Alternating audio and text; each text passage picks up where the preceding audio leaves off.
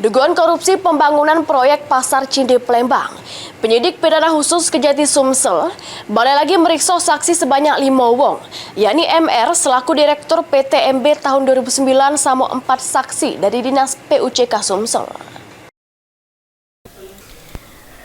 Kejati Sumsel terus mendalami kasus dugaan tindak pidana korupsi juru proyek pembangunan Pasar Cinde Palembang yang sampai ini pembangunan mangkrak. Pada Selasa, tim penyidik pidana khusus Pitsus Kejati Sumsel balik lagi melakukan pemeriksaan saksi yang kali ini sebanyak 5 saksi juru kasus tersebut jalani pemeriksaan.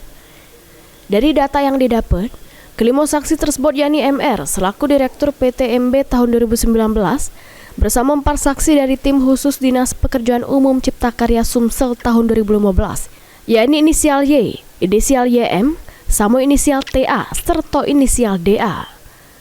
Kelima saksi tersebut diperiksa mulai dari jam 9:30 pagi sampai selesai dengan dicecar penyidik sebanyak 20 pertanyaan.